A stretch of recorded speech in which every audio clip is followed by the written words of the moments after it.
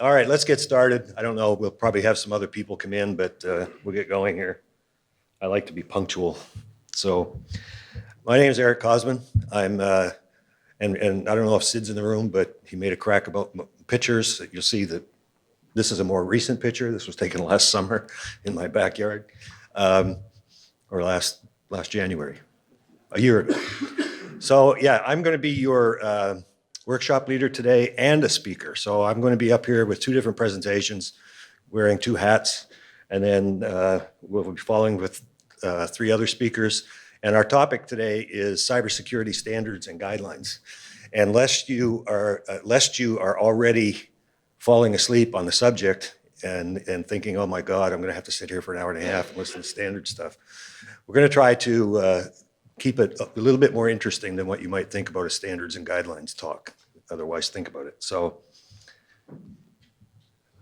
let me, I've got, as I said, I've got a half dozen or so slides just to sort of set the tone and introduce the topic. So the first thing I want to talk about is the situation, where we are. You probably have seen my bio in the forum materials, but I've been working in standards now for, I don't know, 20, gosh, close to 30 years, okay? Not cybersecurity, but other standards. And cybersecurity standards for almost 20. So it's a pretty arcane subject. And I think there's anybody that stays in standards as long as I have, like Dennis and others, you know, there's a bit of a masochistic trend there, or a trait that you're carrying around. But moving back to this particular topic of cybersecurity, first of all, the awareness. I wrote a paper for, what ARC calls an insight last year on the subject of cybersecurity, and the metaphor that I used was the stages of grief. And I don't know if you've seen it or not, but you know, it starts with the stages of grief. The classic model of the various stages of grief starts with denial, right? And so I basically mapped the stages of awareness to that. And so we know that, you know, when we first started, some of us that have been doing this for a while, when we first started talking to people about the need to do something in security, it was a lot of denial, like, it's not going to happen to me, or, you know, I'm not connected to the network, or whatever. But it's progressed, and that's the good news. The good news is that the awareness of the challenge is much more than it used to be. There's also a bad side of that, because you get the sort of the news bite, news coverage in a news cycle sometimes, and it gets a little hyperbolic and overblown. On the other hand, the threat and the vulnerabilities are also evolving. We know that the adversaries, the malcontents, or whatever you want to call them, are changing as well, and the nature of the threats and vulnerabilities are changing. Another good indicator is that there are standards, guidelines, and practices available. I'll have something to say on that a little bit later. You know, we've all heard that quote, that famous quote, and I can't remember, I actually looked up the reference to this, but the quote about, you know, the wonderful thing about standards is we have so many of them. Now we're in the position now in this awareness or this progression where the asset owners, the people that actually are accountable for potential consequences, so that's sort of where the proverbial buck stops, they need guidance on how to apply the standards and the guidelines that are available. You know, so people say, I got it. It's a risk. I got to do something about it. I also understand we've got standards and hundreds, if not thousands of pages, and just don't dump that on my desk and tell me now it's all my problem. I need some help. So that's kind of where we are in this progression, in this awakening, if you will. So I mentioned, you know, the nice thing about standards is we have so many of them. I found this cartoon on the internet, which I thought was kind of interesting. We have 14 competing standards. We need to develop a universal one. What do we end up with? 15 competing standards. So this is the kind of thing that we've been, I'll talk in my second talk, I'm going to be talking in my capacity as the co-chair of the ISA 99 committee.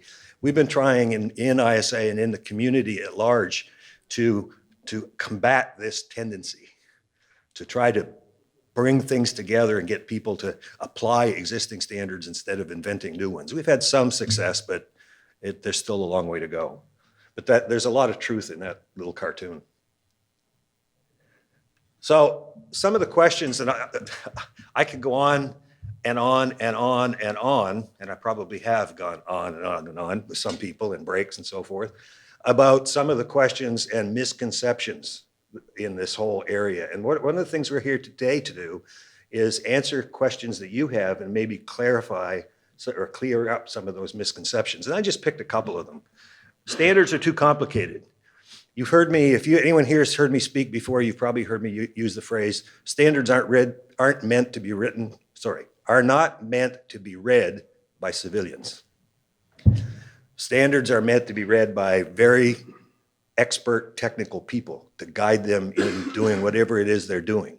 So if you're looking to a standard to be a guidebook or a, cybersecurity for dummies or whatever like that, you're looking in the wrong place. So they are complicated, and they're complicated by both a combination of design and necessity, because it's a highly technical subject.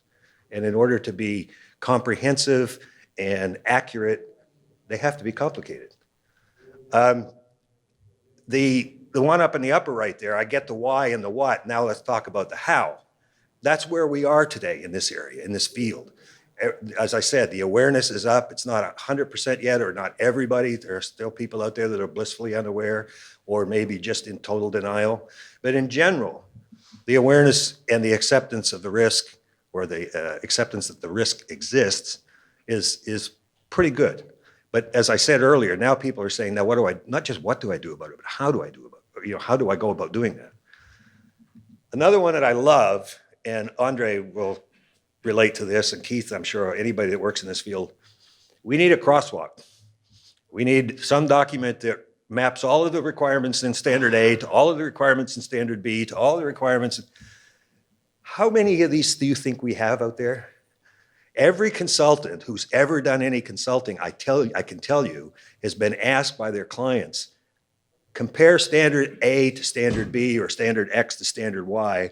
And the way they do that is they'll put together their own little cheat sheet so they can do that. So every consultant out there has got something in his pocket that he pulls out and says, oh yeah. And then the NIST framework has done probably the most comprehensive job of this, but there are still others.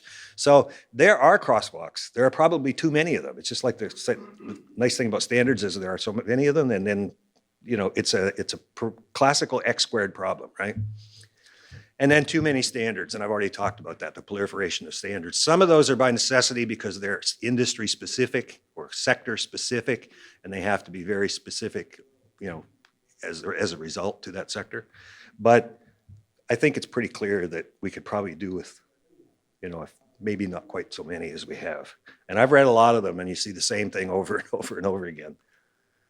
So just further complicating things is terminology and the lexicon. People like to use the word standard a lot and imprecisely. There are standards, best practices, or proven practices maybe is a better phrase. Commonly accepted engineering practice is the one the lawyers like you to use because you can't prove that it's best. Guidelines, frameworks, those terms are often used interchangeably, and that simply adds to the confusion. So there's a good example of that is the NIST special publications they look a lot like consensus-based standards. They're built the same way. They've got a lot of the same content, but they're not developed the same way. It's not an open consensus-based process. That's not a bad thing. It's just different. You just have to understand the difference. So if you're an asset owner or somebody out there that's trying to apply all of this wonderful information that's out there, is what do you need the most and when do you need it? Depending on, if you're early in your journey, you're going to need business case justification, case studies, awareness, that sort of thing. And if you're in the mid part of it, you're going to need guidelines and detailed standards and so on all the way through the life cycle. So what are we here to do today? Like I said, I kept this introduction very brief on purpose. In a nutshell, I'll try to demystify some of this stuff, clear up some misconceptions. People accuse me sometimes of being pretty pedantic about terminology, but we have different words for things for a reason. Different words mean different things, and it's important to understand what the word you're using is appropriate for the context. So if I can move to my second presentation, I think that's the last one. Oh, sorry, never mind. Let me go back one first, if I can. No, I I was going to introduce our speakers, but I'll introduce them as they come up. So we've got three speakers that are joining me here today. Andre Rosano from ISA, they're all down here in the front row, and Camilo Gomez from Yokogawa, and Keith Stouffer from NIST. So, oh, there it is, it's back. There we go. And this is the order in which they'll be speaking. So these are the people that will follow me. Now I can go to that second presentation.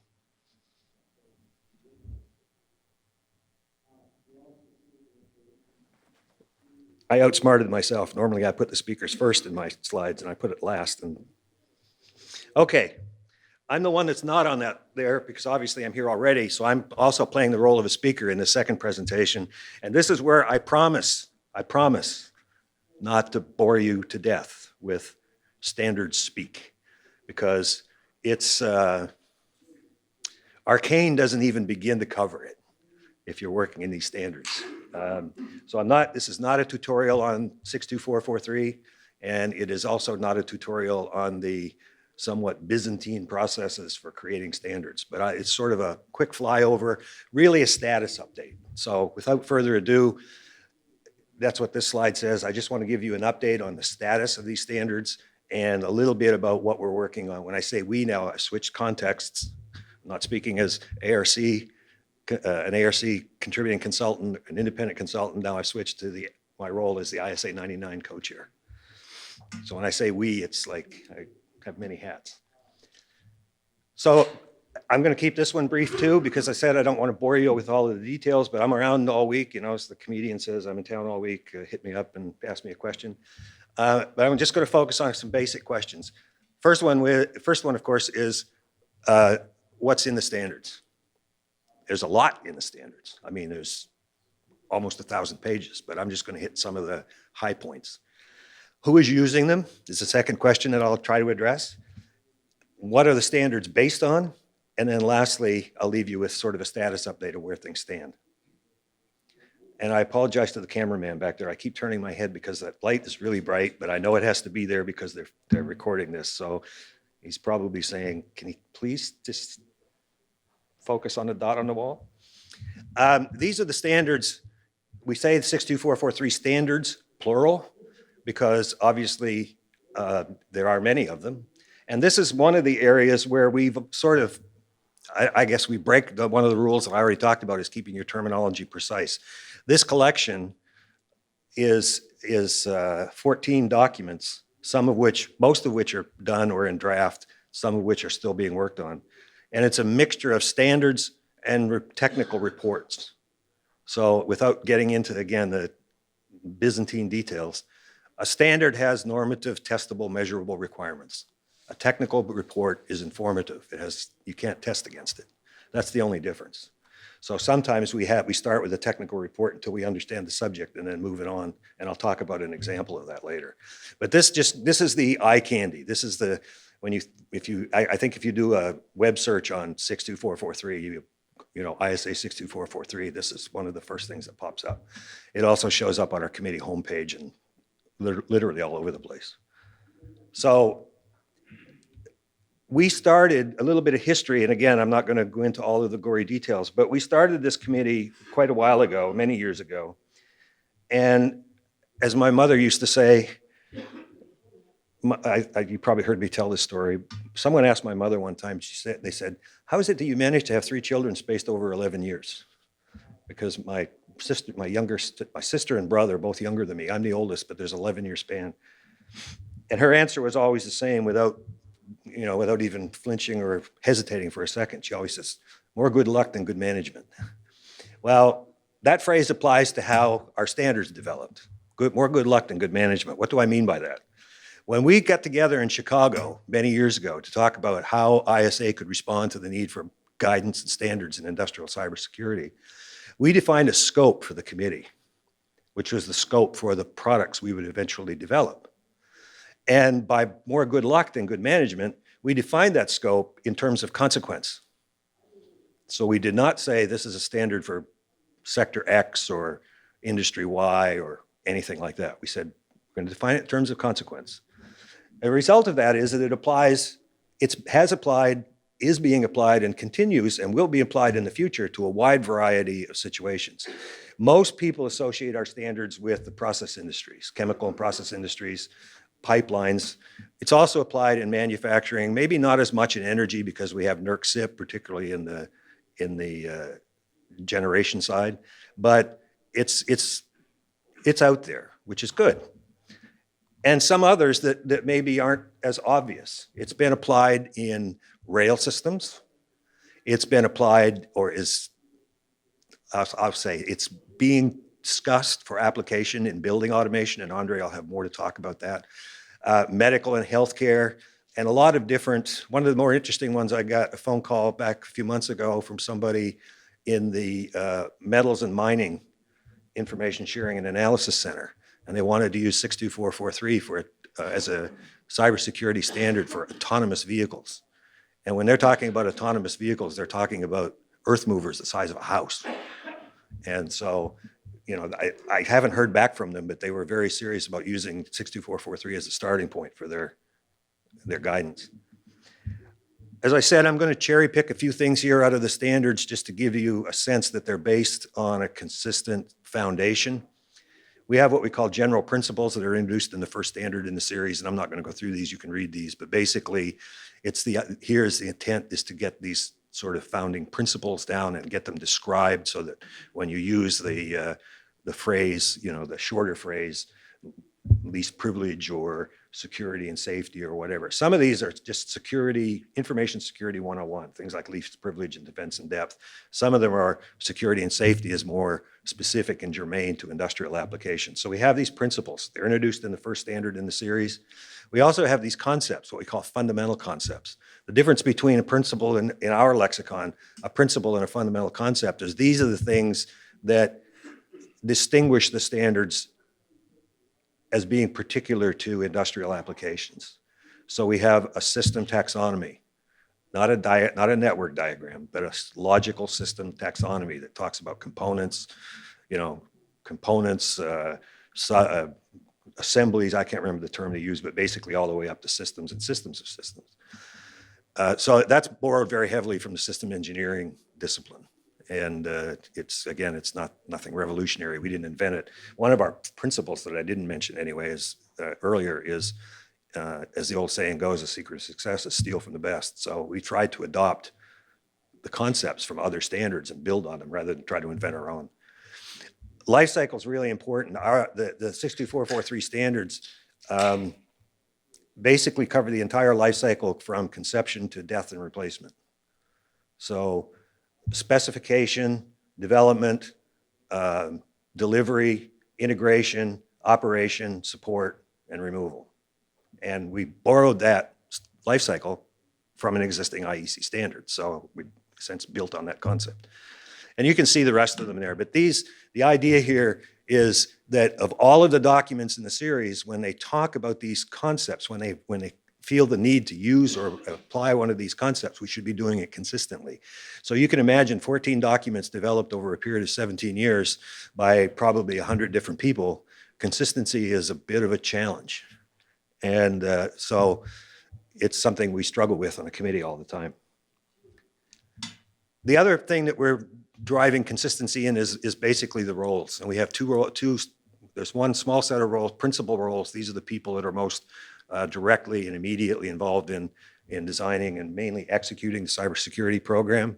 So you've got asset owners, you've got product suppliers and so forth, and you can read those. And then we have some of the associated roles. They're involved, but they may not be, in some cases they may not even be there, but for example, there may not be a distinction between asset owner and asset operator, but many companies there is. So one company owns the asset, somebody else operates it. And then regulatory authority and compliance authority. So again, all about consistency and terminology. I mentioned the life cycle earlier. This is an earlier version. We actually have a couple of different life cycle diagrams that we use in the standard. This is an earlier one that was developed that really shows the fact that it is a cycle of cycles. So the product development done by the product supplier, they have their own life cycle. They develop products, You know, they have a development methodology and secure development and all that. Integrators, system integrators and commissioners have a cycle they go through when you build a plant from, you know, from getting everything on the ground and getting it up and running until you do the return to operation or the turnover to operations. And then operating and maintenance. And then these are all in turn connected. And you can see the, you know, requirements go one way and then the guidance and well, guidance, I guess, goes the other way. We do have a security level model. This is probably one of the ones I regret. One of the concepts that I regret a little bit is that we, in our wisdom or lack thereof, we define our security levels based on perceived capability of the attacker. So if you feel that you're vulnerable to attack by a very sophisticated adversary, then you should go with a higher level of security. In hindsight, we all know what they say about hindsight, there might have been a better way to do this. But nevertheless, it's what we have, and it's working. But, and this is only a personal comment on me. I think if I were doing it again, or if I were working and trying to influence it again, I'd probably use something other than this. But it's one of the fundamental concepts. Now, this, you've seen this slide before, and I think this is the most up-to-date one. I'm always adjusting and tweaking this. And what you see in the addition, what's added to this version is the little icons down in the lower right-hand corner. And those are the status, give you and there's a key at the bottom that gives you the status of the various documents. And I'm going to go through this on a couple of slides to hone in on just a couple of examples. But when I said that the diagram is available on our webpage, it's this version. So you can see with one glance what's published, what's draft, what's, you know, what's in second edition, that kind of thing. So let's look over the last year or so, give or take a month or two. We are about to send the second edition of the first standard in series 1-1, which was originally published in 2007. We've created a second, more comprehensive edition and are about to send it out for comment, for public comment. That's the first step of first of several steps to get to an approved standard. The only thing that's holding that back is me, because I'm the editor of that, and I just haven't had a chance to put the final touches on it. We also have a standard on metrics, and it basically gives direction to the reader on how to establish effective and usable metrics for your cybersecurity management system. That's under development, but we have a subgroup, a task group, working very hard on that. The 2-1, which is aimed specifically at asset owners, program requirements for asset owners. This is how to design, construct, and operate your cybersecurity management system. That's also in its second edition, and the second edition has, I'm trying to remember, I think it's been tentatively approved, and they're processing comments on it. It was originally published in 2009. 2-3, if you were listening carefully, I said earlier in my presentation, there are some situations where we start with a technical report and we go to a standard. 2-3 first edition was the technical report. It's on patch management, how to set up a patch management program, what you have to do. The second edition that's going out for comment soon, because they're just wrapping up the editing, is it's a standard. So it's a normative standard. It actually has shall statements in it. You shall do this, you shall do that. 2-5 is probably the one that's the least developed. It's still very early in the conceptual phase. It's on implementation guidance, and there's a second edit, a second draft going out for comment. Actually, I think it just went out for comment last week within the committee. 3-2 is approved, and that's a risk assessment methodology, or how to define a risk assessment methodology, again, aimed at asset owners. And then 3-3, which is the one that's probably the most stable at the moment. I think it was published in 2013. We've just recently opened that up for work on a second edition, and this one's about using those security levels and define sort of the fundamental requirements for the various levels and differentiating them by levels. Now, the one, I apologize for people in the room that worked on the other two that I forgot to put on this slide. Last year, we published 4-1 and 4-2. Those two standards are aimed at product suppliers. 4-1 defines what an effective secure by design methodology looks like. And 4-2 talks about detailed technical requirements for components and devices. All right. I hope I kept that brief. It's really hard to explain this without getting a little, but I don't see anybody snoozing, so I hope I didn't put anybody to sleep. Now, I said earlier, moving from the what to the how, we now have more, not all, but more parts of 62443 in the cybersecurity effectiveness. What's the E stand for? I don't remember. It's a free tool that you can get from the Department of Homeland Security. You get evaluation. Thank you. We just use the abbreviation, but so it's a tool that you can download from the Department of Homeland Security and put it on a DVD and do a self-evaluation, answer a bunch of questions. And they reference a lot of relevant standards. And for a long time, we had some barriers to getting the 62443 standards on there because of copyright issues, but we've pretty much gotten that behind us. So that you'll see that if you use CSET, anyone here has used CSET or is at least aware of it? Okay, a couple of hands going up, good. So the latest version, you'll see that it's got some more references. The cybersecurity framework, that other abbreviation, cryptic abbreviation there, the NIST CSF, has, I guess, crowdsourced, if maybe that's the right word, the maintenance of the informative references. So rather than them being NIST, trying to keep up with all of the relevant standards, they've defined a process where standards owners can submit their own information and say, my standard speaks to this particular part of the framework core. And then that's vetted and made available. So I'm trying to rally a small working group right now to get that work done. I mentioned case studies. We've got a group working on case studies in the 1-4, which will be a technical report. And then the really interesting, I almost didn't put this one on the slide, but the really interesting one that's going on right now, it's way too soon to show it in public, but we've got a very talented, very highly motivated member of our committee who's put together what he calls the Navigator. And it's a web-based tool that allows you to walk around in the standard and ask questions like, what about requirements or what about this concept? And it'll find in the various parts of all of these documents, it allows you to sort of, the best way I can explain it is, I said, walk around in the standards. So I'm very hopeful that that's going to turn into something we can use. That's the last bit on 62443. And as like I said, I didn't want to bore you to death. I always end with this slide. These are the contact points. We do have a committee homepage, which doesn't have a lot on it, maybe other than that diagram that I showed. We do have a Twitter handle, which we don't use very often because we just don't get around to doing it.